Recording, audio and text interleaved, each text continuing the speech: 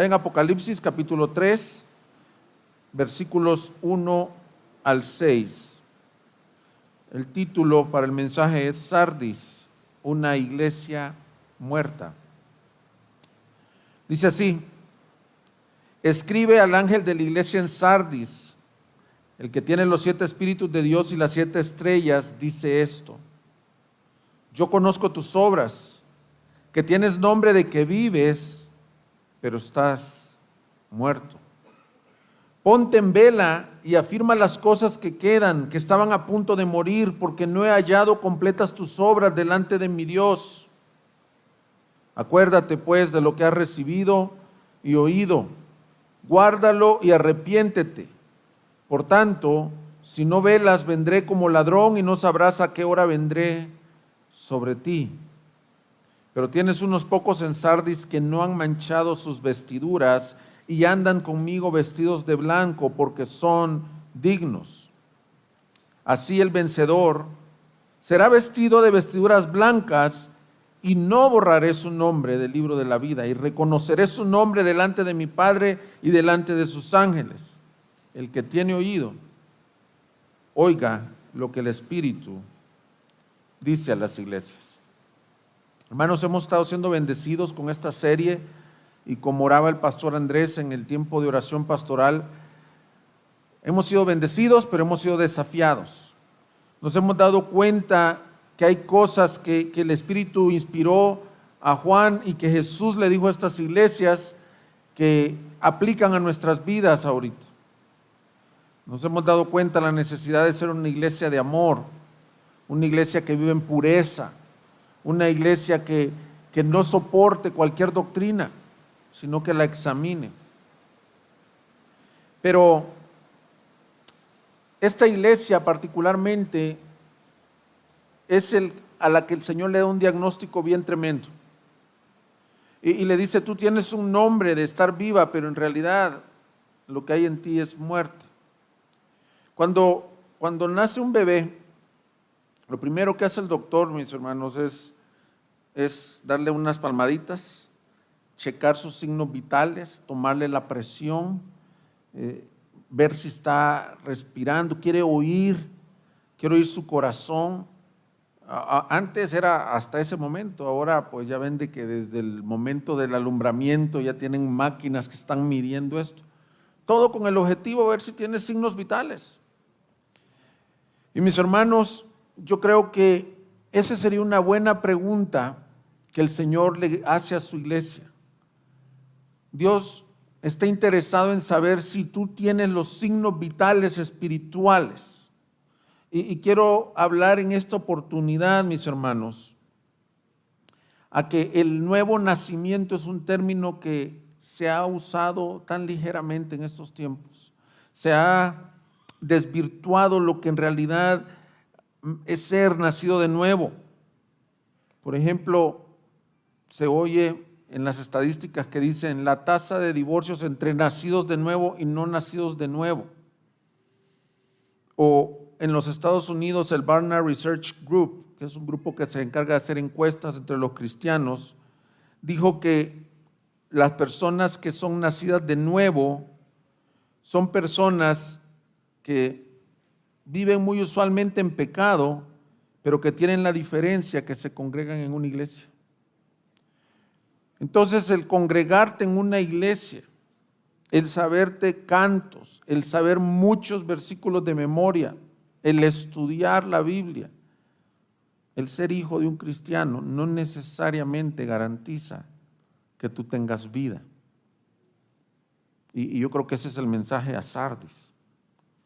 Por eso les digo que este mensaje es para examinarnos si estamos o no en la fe. Mientras sigamos con una idea tan simplista como pensar que el nuevo nacimiento es alguien que levantó la mano, alguien que hizo una decisión de fe, o alguien que simplemente creció en una iglesia, entonces nos vamos a dar cuenta que no hay poder para vencer el pecado, no hay poder para ser testigos, ni siquiera hay poder para ver la mano poderosa de Dios obrar. Yo creo que Ese es el mensaje que el Señor trae a esta iglesia. Mi propósito con esta predicación es mostrar el poder transformador del nuevo nacimiento. Que así como a ese bebé se le dan golpecitos, tú puedas ver y examinar si estás viendo el fruto, si estás viendo la vida del Espíritu en ti. Y eso es una preocupación que tienen todos los siervos del Señor genuinos, que su iglesia no esté llena de congregantes o de profesantes. Hay algunos que dicen convencidos, pero no convertidos. No queremos que esa sea la historia de esta iglesia. Primero comienza, mis hermanos, presentándose el Señor. Y nuevamente dijimos el domingo anterior y todos los domingos, cada presentación lo hace con un objetivo especial. Todos los títulos que él se pone los está tomando de la presentación que dio en el capítulo 1. Y en esta ocasión se presenta como aquel que tiene los 7 espíritus de Dios y las 7 estrellas en su mano derecha. Ahora, para los que estuvieron en la primera predicación de esta serie, cuando Jesús se presenta como aquel que tiene los 7 espíritus, decíamos que la figura del número 7 nos habla de lo completo, de la plenitud del espíritu. Y lo vamos a ver repetidas veces en Apocalipsis. Así que quiero aclarar para aquellos que se están integrando en la serie, cada vez que en Apocalipsis particularmente digas o encuentres los 7 espíritus de Dios, se está refiriendo al Espíritu Santo de Dios. Y fíjate esta presentación que hace, dice: yo, el que les escribo, Sardis, soy el que tengo los 7 espíritus de Dios, o sea, el Espíritu Santo. Y esta es una verdad que sabemos de Jesús. Jesús, cuando estaba en la tierra, dijo: es necesario que yo me vaya para que Él venga, el Espíritu Santo. Y Él menciona varias veces: y yo os daré el Espíritu Santo. Cuando vimos en nuestra serie en qué creemos las personas de la Trinidad, no porque Cristo envía o derrama el Espíritu Santo significa que el Espíritu Santo no es Dios. Más bien, es la tercera persona de la Trinidad y es cómo funcionan. Por ejemplo, Dios Padre planeó el plan de salvación, valga la redundancia, lo planeó, pero el que lo llevó a cabo fue Cristo. Vino a morir por nuestros pecados, pero el Espíritu Santo es el que aplica la redención. Y decía yo en la serie en qué creemos, el Espíritu Santo muchas veces es olvidado en las iglesias. Yo creo que es olvidado porque muchos reaccionan por los abusos del llamado movimiento carismático, pero los abusos no quiere decir que no enseñemos lo que es correcto. Aquí Jesús mismo dice: yo soy el que tengo los 7 espíritus, el Espíritu Santo, yo soy el que lo he dado a la iglesia. ¿Y por qué se me hace relevante? Por esto. Porque el Espíritu Santo tiene una función particular en la obra de redención, mis hermanos. El Espíritu Santo fue dado principalmente para convencer de pecado, justicia y juicio y para causar el nuevo nacimiento. Es por el Espíritu dentro de una persona que sabemos que esa persona está viva. Ahora, no pierda la relación de por qué estoy diciendo esto. Una persona por fuera puede tener toda la fachada de ser religioso, todo. Puede ser bien vestido, bien portado, bien peinado, saber Biblia, lo repito, la ilustración, pero lo que lo diferencia a alguien es si tiene vida o no, es que el Espíritu Santo de Dios mora dentro de él. Y eso es glorioso, dice Pablo a los Corintios, que no saben que ustedes son el templo del Espíritu Santo de Dios y Él mora dentro de ustedes.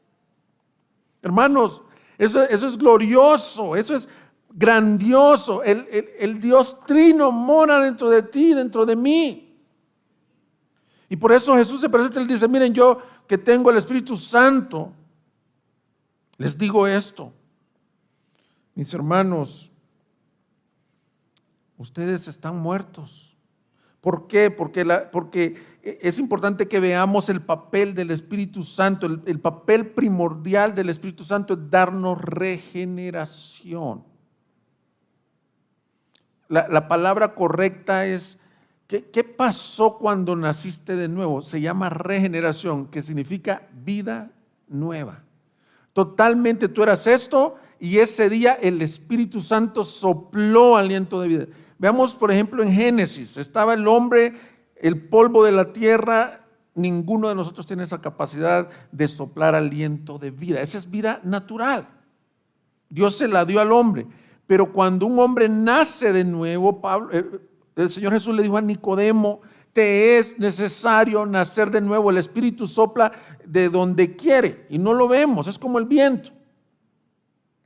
Entonces lo que acontece es que todos los hombres, por pecado, por naturaleza, por rechazar a Dios, estamos muertos en nuestros delitos y pecados. Y dice Efesios capítulo 2, y Él os dio vida cuando vosotros estabais muertos en vuestros delitos y pecados. Lo que acontece en el nuevo nacimiento es que alguien te predica, fíjate, lo quiero poner en palabras bien sencillas. Alguien te predica o lees la Biblia o escuchas un canto incluso solo. Lo que acontece es que el Espíritu Santo imparte vida. Y ese corazón de piedra que rechazaba a Dios, que era esclavo del pecado, porque dice la Biblia que el que practica el pecado, esclavo es del pecado, que estaba condenado al juicio eterno. Esa es la historia de todos los que hemos sido regenerados. Esa vida, ¡pum!, le da un nuevo corazón. Es lo que prometió Dios en el nuevo pacto. Yo os daré un nuevo corazón. Y quitaré de vosotros el corazón de piedra y os daré un corazón de carne. Y luego, ¿qué dice? Y pondré mi espíritu dentro de vosotros. ¿Por qué estoy aplicando esto? ¿Por qué me detuve un poco de hablar al Espíritu Santo? Es porque me temo que esta iglesia tenía nombre de que vivía, pero en realidad no tenía el Espíritu Santo dentro de ellos. No tenían vidas. Porque el diagnóstico que nos da es el siguiente. Mira estas dos frases contundentes. Le dice, tienes nombre de que vives, pero estás muerta. Y el otro frase le dice, y no he hallado tus obras perfectas. Veamos la primera frase. Tienes nombre de que vives, pero estás muerta. Como he venido diciendo, el problema era tremendo. De hecho, no lo tiene mucho cosas positivas que decir a esta iglesia. Directamente le dice, tú estás muerta. Pero llama la atención la expresión, tienes nombre. No solo era que ellos creían que tenían vida, sino que en el exterior se reconocían como alguien que tenía vida. Y pasándolo a nuestro tiempo, ¿quiénes son los que tenemos vida, se supone? Los cristianos. Entonces, estas personas se identificaban con ser cristianos. Pero el Señor, que tiene el Espíritu Santo, que todo lo escudriña, les dice, hay ausencia del Espíritu en ustedes. Ustedes están bien por fuera. Esto puede referirse a que vivían probablemente como religiosos, que seguían con sus servicios. Aparentemente tenían nombre de que vivían, pero estaban muertos. La segunda expresión que dice, no he hallado tus obras perfectas delante de mi Dios, es más contundente, porque esto les dice esto, ellos seguían obrando. Lo voy a poner así, la iglesia seguía funcionando y operando. Me recuerda en el Antiguo Testamento cuando la gloria del Señor abandonó el templo. Seguían haciendo los sacrificios, pero la presencia de Dios no estaba allí, mis hermanos. Y ese es un peligro actual. Seguir funcionando, pero estar engañados que somos cristianos y no tener vida. Dice un comentarista, había las ceremonias, las costumbres religiosas, las tradiciones, los cultos, pero faltaba la esencia verdadera. Las ceremonias eran vacías, no estaban llenas de esencia. Faltaba la fe, la esperanza, el amor sincero entre hermanos. A los ojos de los hombres, Sardis puede parecer como una iglesia espléndida, pero delante de Dios está muerta. Mis hermanos, me refiero a lo que se conoce como falsas conversiones. Por fuera, cristianos. Si hicieran un censo, los del INEGI, ¿qué religión practica? Cristiano evangélico. Mis hijos estudian en escuelas cristianas. Mis hijos no practican las cosas de este mundo, pero el diagnóstico es, ¿hay vida? La pregunta es, ¿hay vida? Y cuando examinaba esto me recordó tanto la enseñanza del Señor Jesús en Mateo capítulo 7, mis hermanos, en donde dice que en aquel día muchos le dirán, no hicimos esto y esto otro. Y Él les dirá, apartaos de mí, hacedores de iniquidad. Vayan conmigo a Mateo 16, por favor. Quiero que pongas atención a cómo el Señor se fija en lo interior y no en lo exterior. Mateo 7, dije 16, ¿verdad? Perdón, Mateo 7, versículo 16. Dice Mateo 7, versículo 16. Por sus frutos, ¿cómo dice? Los conocerán. ¿Acaso se recogen uvas de los espinos o higos de los cardos? No, ¿verdad? No se puede. Y un espino no es una vid. Se parecen a veces las enredaderas, pero no van a dar fruto. Ponga atención a lo que el Señor quiere ilustrar. Así todo árbol bueno da frutos buenos, pero el árbol malo da frutos malos. Un árbol que no da buen fruto es cortado y echado al fuego. Así que por sus frutos los conocerán. No todo el que me dice Señor, Señor, entrará en el reino de los cielos, sino el que hace la voluntad de mi Padre que está en los cielos. Muchos me dirán en aquel día, Señor, Señor, ¿no profetizamos en tu nombre y en tu nombre echamos fuera demonios y en tu nombre hicimos muchos milagros? Entonces les declararé, jamás los conocí, apártense de mí los que practican la iniquidad. O sea, esto es trágico, mis hermanos. Estamos hablando de gente religiosa que oraba en el nombre de Jesús. Dice, en tu nombre hacíamos milagros. Ahora, valga la aclaración, algunos siempre tienen duda con este texto. Dios puede sanar independientemente de la persona que está orando. Por eso es que a veces han habido televangelistas que realizan milagros y terminan en una vida de pecado. Y tú dices, ¿qué pasó allí? Lo que pasa es que la persona que está ahí recibiendo el milagro y Dios está obrando en él, ha venido con fe a Cristo en arrepentimiento y Dios ha tenido el bien de sanarlo a él. Por eso es que el instrumento a veces es apartado de esta ecuación. Pero lo que este texto nos lleva a examinar es la raíz que produce frutos o no. Si somos genuinos o no, y si tú, no lo puse por cuestión de tiempo, pero si te sigues leyendo, inmediatamente después cuenta la parábola de los dos cimientos, inmediatamente después de la parábola de las dos raíces, los dos cimientos. Y todos tienen la misma connotación de lo que estamos viendo en Sardis. Por fuera la casa se ve igual, pero aquella casa que está sobre la arena, cuando vienen las pruebas, las tentaciones, sucumbe. Aquel que por más que quiera dar buenos frutos, no tiene la raíz correcta, el Señor le dice, no te conozco. Y eso es lo que le pasaba a Sardis, mis hermanos. Nota bien lo que está diciendo Jesús. Hay personas que obran, y eso le dijo a Sardis, no he encontrado tus obras perfectas. pero no dan fruto.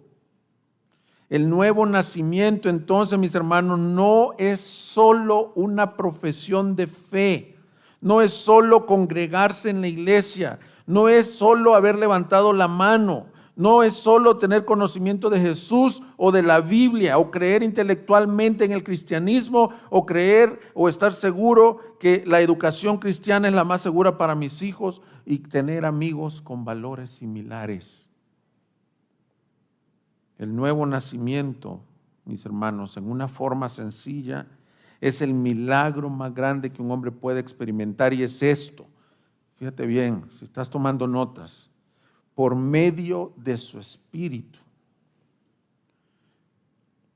Él llama a una persona que estaba muerta y le imparte nueva vida, le imparte nueva naturaleza y lo adopta como su hijo. Hermanos, entonces si tú vives una vida consistente de decir, y yo seré cristiano, ¿y por qué nunca me dan ganas de leer la Biblia? ¿Por qué no puedo perdonar? ¿Por qué no puedo amar al Señor? ¿Será que tienes una profesión de fe? Pero no ha acontecido este milagro. En otras palabras, no se van a sentir mal, no tienes que tener la fecha, pero sí tienes que tener la evidencia, decir, yo era esto y ahora soy otra criatura. Tal vez no han cambiado todas las circunstancias externas, pero adentro están cambiando, porque dice el que está en Cristo nueva criatura es, y el verbo en el que se utiliza ahí, y las cosas viejas van pasando, y aquí todas están siendo hechas nuevas.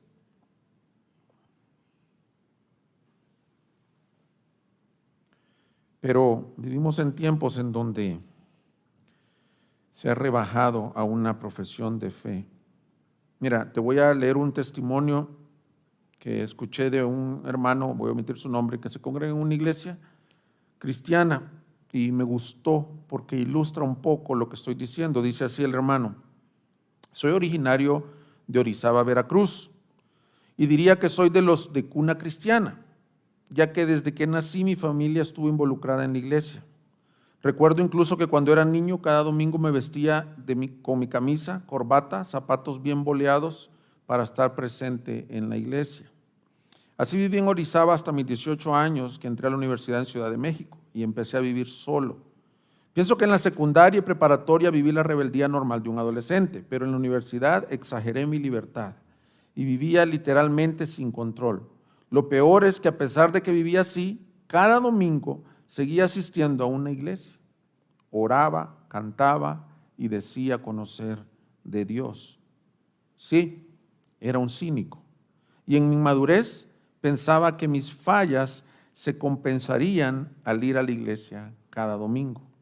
Recuerdo que esos domingos, estando en la iglesia, venía a mi mente un pensamiento de arrepentimiento, algo que no me dejaba en paz y me confrontaba con quién estaba siendo yo en ese momento. Sin embargo, al salir de la iglesia, volvía a mi realidad de pecado. Actualmente no quiero decir que me siento menos pecador. De hecho, diría que por primera vez he podido entender el Evangelio y me doy cuenta con más claridad que día a día sigo pecando, pero también me he dado cuenta cuán valiosa es la cruz en donde Cristo murió por mí. He comprendido en mi limitada mente cómo Dios ha sido tan paciente y tan bueno conmigo, que hoy puedo decir que todo lo que tengo es exclusivamente gracia de Dios. Soy bendecido aún sin merecerlo. Mis hermanos, esto nos preocupa como pastores. La historia de este hermano es la historia de miles de personas en las iglesias. Crecen, aprenden el lenguaje, pero es posible que estén como Sardis, muertos, pero tienen nombre de que viven. Tienen nombre de cristianos. Y lo que acarrea esto, mis hermanos, porque también esta es mi misma historia.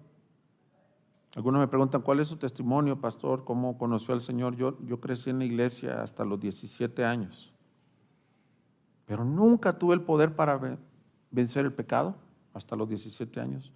Nunca tuve el deseo de amar a Dios, de leer su palabra. Para mí era un tedio, era parte de los deberes escolares. Nunca recuerdo haber adorado a Dios genuinamente, hasta que Él, por su gracia, a los 17 años, me impartió vida. Y las cosas cambiaron radicalmente. Nadie me tenía que estar detrás de mí. Si tú tienes hijos adolescentes, y tú dices que no quiere venir conmigo a la iglesia, es que no me... ¿Sabes lo que necesitas? Orar, doblar tus rodillas y pedirle, Señor, y dale vida a mi hijo. Impártele vida, porque el que conoce a Cristo, no es así, mis hermanos, cuando lo conociste, nadie te forzaba a venirlo a adorar, a venirlo a servir. Si el Espíritu Santo te está dando convicción, mis hermanos, espero que este mensaje te dé solución a que hoy puedes entregarle tu vida a Cristo. Algunos se preguntarán, ¿cómo sé si tengo vida? Y esa es una predicación en sí misma, ¿no? Así que no la voy a dar. Estoy resistiendo la tentación de no darla. Pero Primera de Juan es una carta que se podría titular Evidencias del Nuevo Nacimiento. Estúdiala en tu casa, pero te voy a mencionar algunas. Y ve conmigo a Primera de Juan capítulo 5. Solo vamos a ver algunas que se mencionan allí. ¿Cómo sabes si tienes vida? Primera de Juan capítulo 5 versículo 1 dice: todo aquel que cree en Jesús, que Jesús es el Cristo, es nacido de Dios. Todo aquel que ama al Padre, ama al que ha nacido de Él. Ahí viste ya dos características. Cree en Jesús como el Cristo, no del diente al labio. Ama a los que también son nacidos de Dios, ama a sus hermanos. En esto sabemos que amamos a los hijos de Dios, cuando amamos a Dios y guardamos sus mandamientos. Porque este es el amor de Dios, que guardemos sus mandamientos, y sus mandamientos no son difíciles. Porque todo el que es nacido de Dios, que dice, vence al mundo. Y esta es la victoria que ha vencido al mundo, nuestra fe. ¿Y quién es el que vence al mundo sino el que cree que Jesús es el Hijo de Dios? De los nacidos de Dios han recibido vida nueva, versículo 1. Creen en Jesús, son personas de fe. La fe no es intelectual, la fe es una vida de confianza. Viven creyendo en Jesús toda su vida. ¿Cómo sabes si eres nacido de nuevo? Tu confianza ya no está en tus obras, tu confianza ya no está en tu religión, tu confianza ya no está en tu dinero, ni nada, ni tu reputación, sino en Cristo. Solo en Cristo está mi fe. Si eso ha acontecido en tu vida, tú tienes vida. Luego dice que esa fe te lleva a amar a Dios. Si tú te caracterizas por ser una persona que para ti es un tedio la comunión con Dios, entonces imagínate, transporta eso al matrimonio, mis hermanos. Esas personas que están con la esposa porque tienen que estar con ella. El Hijo de Dios ama a Dios porque Él le amó primero. Te desbordas en amor por tu Señor. No te aguantas porque sea la mañana. Más que los centinelas desean la mañana, desea aquel Hijo de Dios estar en comunión con Dios, en buscarlo. Ama a sus hermanos, ahí lo acabamos de leer, el nacido de Dios ama a sus hermanos. Si tú dices, yo que esta gente es bien diferente a mí, yo solo y mi Dios, yo solo y mi Biblia. ¿Han escuchado cristianos que dicen eso? Yo las iglesias no quiero nada, yo y mi Biblia. Revisa Primera de Juan, mi hermano. El que es nacido de Dios ama a los que son nacidos de Dios. Y Dios une en un cuerpo a personas diferentes, de diferentes trasfondos, de diferentes edades, de diferentes contextos socioeconómicos, y nos podemos amar verdaderamente. Pero si tú eres aquel que va a la iglesia y dice, aquí quiero ver quién me ama a mí, que aquí nadie me ama, aquí no hay amor. ¿Han escuchado personas? Las iglesias están llenas de ese tipo de personas que dicen, aquí no hay amor.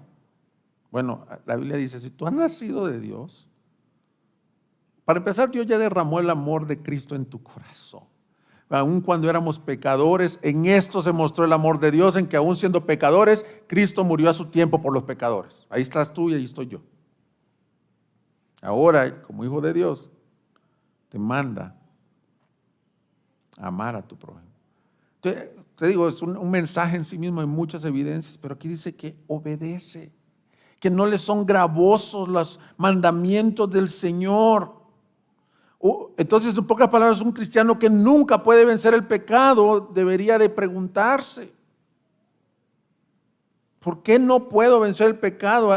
Hay algo, lo que está diciendo este texto es que ahora tienes la capacidad de obedecer y ni siquiera te es gravoso. Tus mandamientos son tu delicia. Y hay un testimonio interno del Espíritu Santo, el que ha sido sellado por el Espíritu Santo dentro de sí. Dice: llámenme loco, llámenme, ¿cómo se llama? No cuerdo, como dijo Pablo. Pero dentro de mí, el Espíritu que está, me da testimonio que yo soy hijo de Dios. Pero lo que estoy queriendo hacer con este mensaje es mostrarte que hay personas que creen que son creyentes, pero el Señor les dice: estás muerto.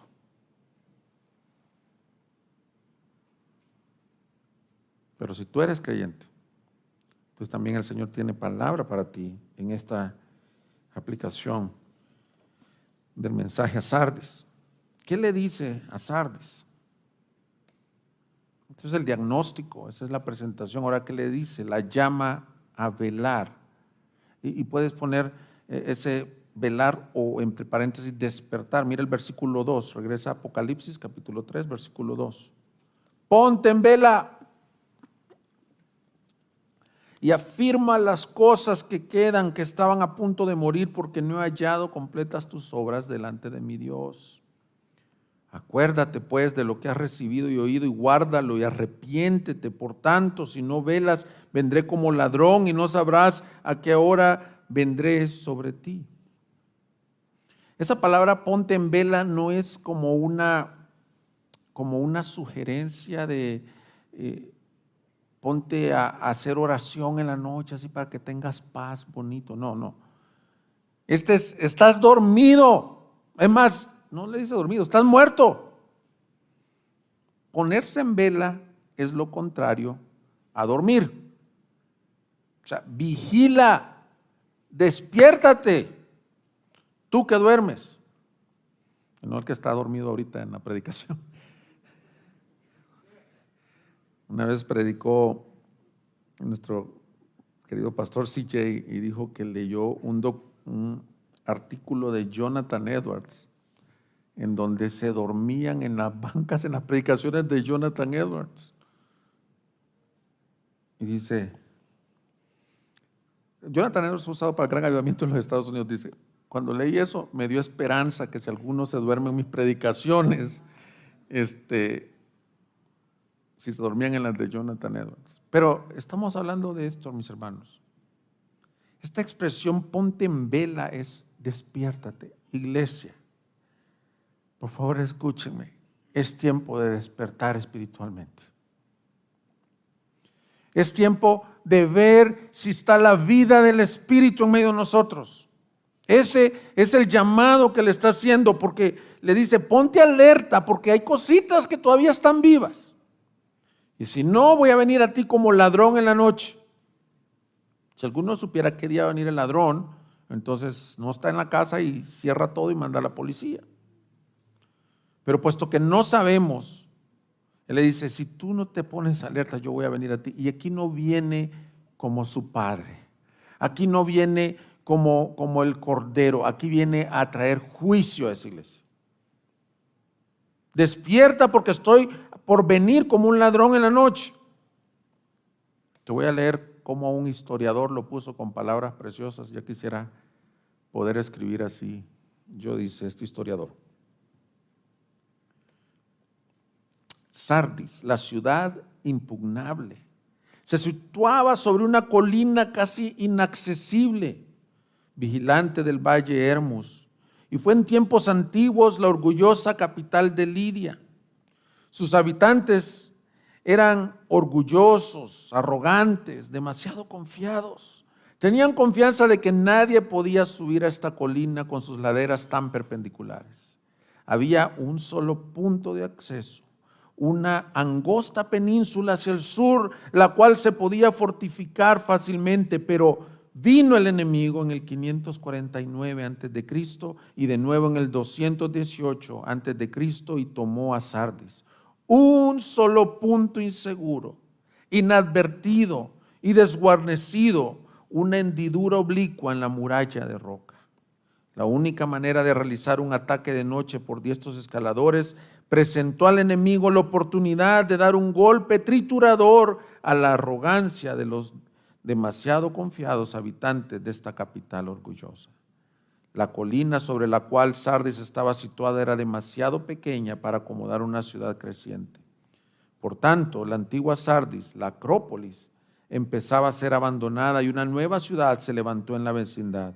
Cuando se escribía el Apocalipsis, Sardis estaba en decadencia hacia una muerte lenta, pero segura.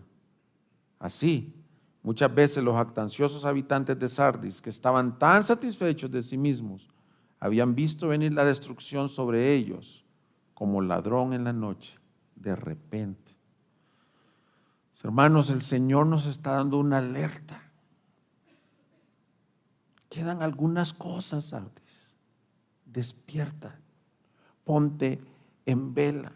Efesios 5:14 nos dice esta misma amonestación, dice que sabiendo los tiempos que vivimos, dice Pablo a los Efesios, por esta razón dice, despierta tú que duermes y levántate de entre los muertos y te alumbrará Cristo. Eso es lo que queremos ver en este tiempo.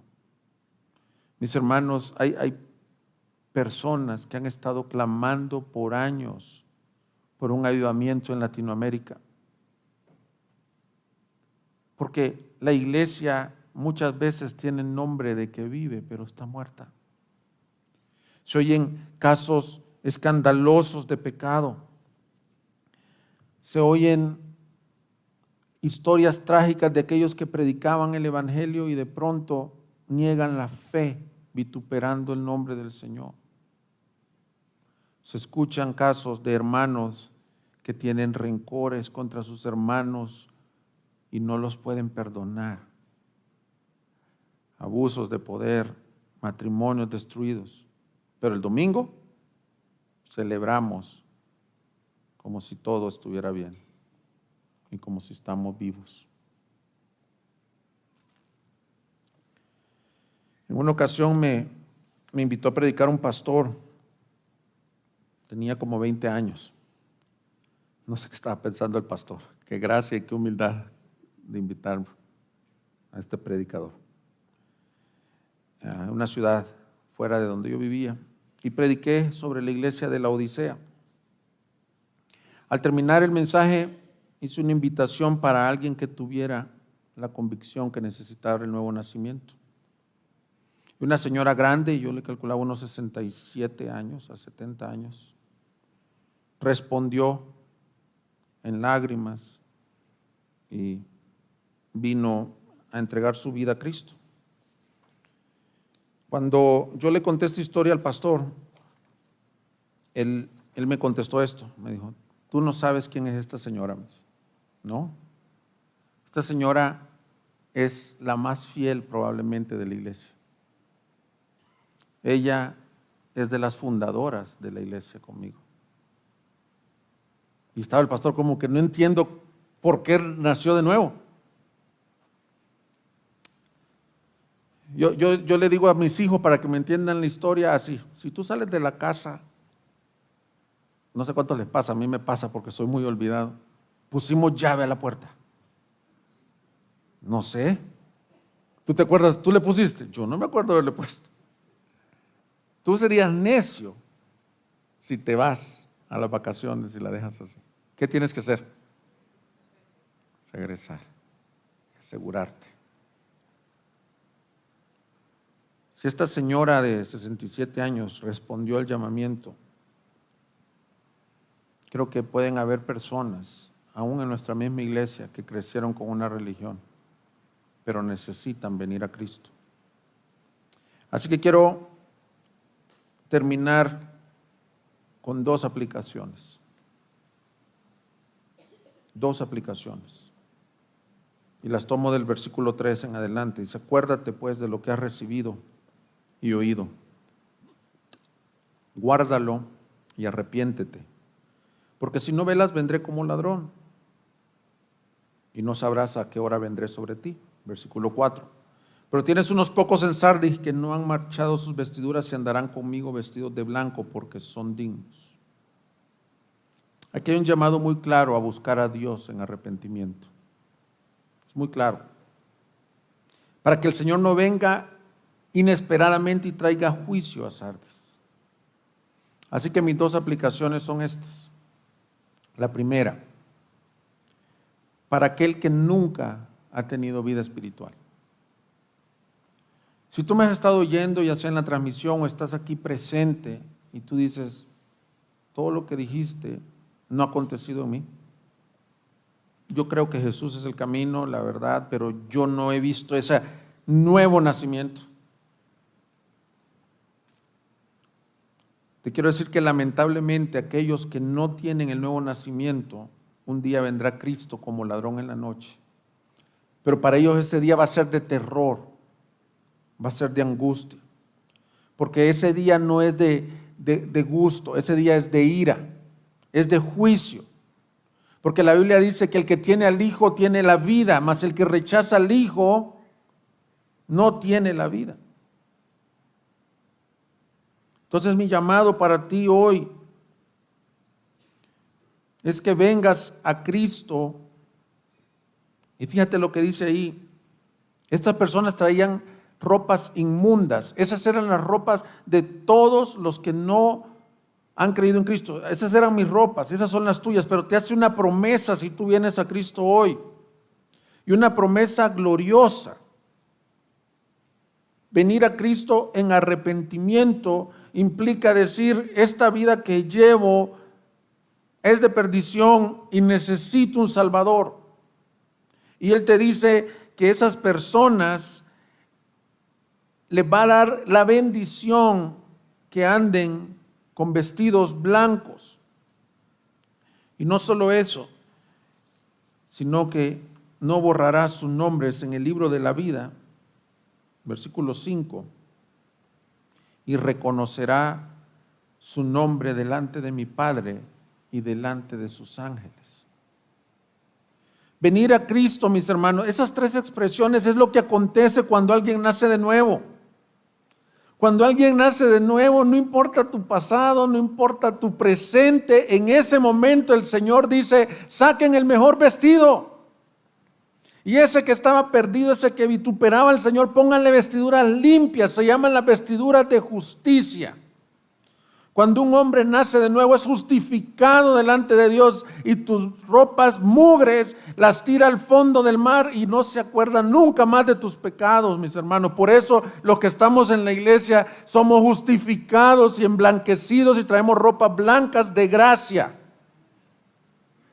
Y te lo recuerda el diablo y te lo recuerdan tus amigos. Te dicen: tú eras esto y esto. Pero tú puedes decir con toda autoridad: sí, pero un día creí en Cristo Jesús, me arrepentí de mis pecados, y por la muerte de Cristo en la cruz mis pecados fueron borrados y lanzados al fondo del mar. Y hace otra cosa. No entiendo cómo será ese libro de grande, pero pone tu nombre en el libro de la vida. Aquel que ha creído en Cristo, un día, cuando Él venga en su gloria, tú estás en esa lista y te llamarán por nombre y apellido y fecha de nacimiento y por familia, y te dirán: ¿sabes qué hermoso oír esta palabra? Venid, benditos de mi Padre. Eso se llama gracia, gracia soberana. Por eso nos llamamos así en esta iglesia. Porque todo lo que hemos recibido es gracia. Pero si eso no es suficiente, dice: y no me avergonzaré delante de los ángeles ni delante de mi Padre. Dice la Biblia que si tú te avergüenzas de dar testimonio de Él delante de los hombres, Él se avergonzará de ti. Pero si tú has dicho, Señor, ¿a quién tengo yo en los cielos? Y fuera de ti nada deseo. Aquel día glorioso, ¿sabes qué va a decir Cristo? Este es de los míos. Aquí está mi hijo. Aquí están, Padre, los frutos. Aquel salmo que dice, el que siembra con lágrimas, con gozo recogerá sus gavillas, aplica a todos aquellos agricultores y aquellos todos predicadores, pero mayormente aplica a Cristo. Ese es un salmo mesiánico en donde dice que un día Cristo vendrá trayendo sus frutos. Y yo quiero ser de esos frutos. Y que presente, mira, aquí está este que yo lo justifiqué, que le puse ropas limpias. Aquí está, bendito de tu Padre. Entonces, la primera aplicación que yo hago de esta iglesia es para el que nunca le ha dado su vida a Cristo. Hoy, no te vayas de este local, no te vayas al terminar la transmisión sin que corras a los pies de la cruz, sin que le digas, Señor, sálvame. Si tú quieres que te ayudemos a orar por ti, aquí está el pastor Luis, pastor Andrés, pero no solo nosotros, todos los que tenemos vestiduras blancas podemos ayudar a otro a entrar al reino de los cielos. Casi te quisiera decir, ¿estás sintiendo ese llamado hoy? Respóndele. Ven a Él, porque la Biblia dice, el que viene a mí yo no le echo fuera. Tú dices, la puerta está cerrada, el Señor dice, no, está abierta. Pero la segunda aplicación, mis hermanos, la tomo del versículo 2, donde dice, ponte en vela y afirma las cosas que quedan, que estaban a punto de morir. La segunda aplicación es para los que tienen vida, pero se ha ido apagando, se han ido durmiendo. Dios nos llama por medio de Jesús a dos cosas: a retener lo que recibiste, a recordarlo y a afirmarlo. Lo que yo quiero aplicar con este mensaje es que pidamos un avivamiento. El término correcto de avivamiento se entiende más en inglés, es revival, un reavivamiento. Es para aquel que ya tuvo vida en una ocasión, pero por alguna razón está casi muriéndose. Casi es trágico llegar a las catedrales de Europa y entrar en esos lugares donde Dios usó un primer gran avivamiento y ahora son museos. Es trágico estar delante de una iglesia en donde el mover del Espíritu Santo ha sido apagado o contristado, pero no lo generalicemos a la iglesia. Es trágico cuando un cristiano ha contristado el Espíritu Santo dentro de él. Ya no tienes la pasión de inicio. Ya no buscas al Señor como tu sustento, como tu fortaleza. La oración se vuelve tediosa. El evangelismo se vuelve una obligación. La santificación se vuelve casi imposible. Iglesia, despiértate tú que duermes y te alumbrará Cristo. Es tiempo de buscar al Señor, mis hermanos. El punto es que el camino que llevaban los fieles de la iglesia de Sardis era el camino de ponerse en vela, porque si no también iban a morir. En estos tiempos se habla mucho del avivamiento, pero ¿qué es un avivamiento, mis hermanos? Un avivamiento es un despertar espiritual. Es para el que ya estuvo vivo y necesita la gracia de Dios para volver a Él. Entre los errores más comunes de que es un avivamiento para algunos es experiencias espirituales. Hubieron sanidades, hubieron dones, hubieron lenguas, hubieron profecías, y eso fue un avivamiento. Para otros es activismo, mandar muchos misioneros. Mira esta definición de avivamiento. Es una visitación especial de Dios por medio del Espíritu. en donde ocurren conversiones genuinas, en donde un amor por Dios es avivado, en donde su palabra y las cosas eternas son despertadas. Muchos dicen, estoy en un avivamiento porque tuvo una experiencia a lo mejor. Hay conversiones genuinas, hay un amor por Dios, por su palabra, por las cosas eternas. Entre los años de 1730 y 1740 ocurrió lo que se conoce como el Gran Avivamiento o el Gran Despertar en los Estados Unidos. Dios usó personas, principalmente a George Whitefield y a Jonathan Edwards. Muchas iglesias seguían funcionando, pero se había vuelto ya casi como Sardis, casi una liturgia muerta. Era costumbre de las colonias ir al servicio dominical de la mañana y de la tarde, su escuela dominical para adultos, su reunión entre semana. Pero Dios inició este avivamiento prácticamente derramando un espíritu de oración, de arrepentimiento, y Dios usó principalmente un mensaje varios que predicó George Whitefield, pero cuando el pastor Jonathan Edwards predicó pecadores en manos de un Dios airado, aconteció algo soberano de Dios en ese lugar. Dios derramó su espíritu. Y las conversiones fueron masivas. El pueblo buscaba al Señor. Ese crédito, Jonathan Edwards dice, eso no es porque como algunos dicen, el gran avivamiento vino por Jonathan Edwards. Él mismo dice, yo no tengo nada que ver en esto. Fue un obrar soberano del Espíritu Santo. Pero él escribió un libro en esos días porque comenzaron a decir muchas personas, estamos en avivamiento, y él dice, espérate, te voy a dar algunas características, está muy padre. Hay muchas características negativas de lo que no es un avivamiento, pero yo escogí algunas positivas que él pone lo que es un avivamiento. Dice así, Jonathan Edwards, lo estoy citando, eleva en las personas la estima por Jesús,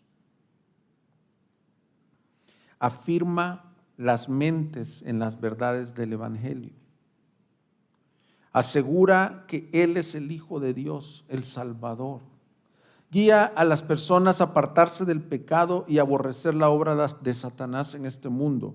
El Espíritu obra en tal manera que produce tal amor por las sagradas Escrituras que Él las establece más en la verdad.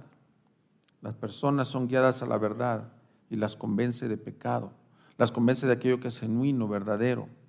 Hay un incremento del amor por Dios, hay un incremento de la humildad ante los demás.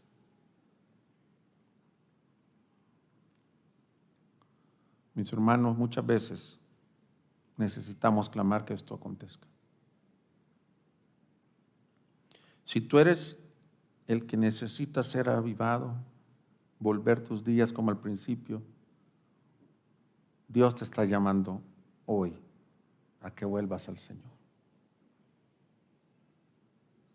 y retengas lo que has recibido. Y no borraré tu nombre del libro de la vida, sino que te encontrará digno, dice la Escritura. Ven y no temas, porque si te sientes pecador, recuerda que ese sentimiento tuyo es don de Dios, y por tanto puedes venir con toda seguridad a aquel que te creó para sí mismo. Despierta tú que duermes. Vamos a ponernos de pie y vamos a orar. Búsquenos en Facebook y YouTube como Iglesia Gracia Soberana Guadalajara y visita nuestra página de internet igsg.org.mx y disfruta de este y otros mensajes. Visítanos, estamos en Avenida San Luis Gonzaga, 5114, Zapopan, Jalisco, México. Estaremos felices de recibirte.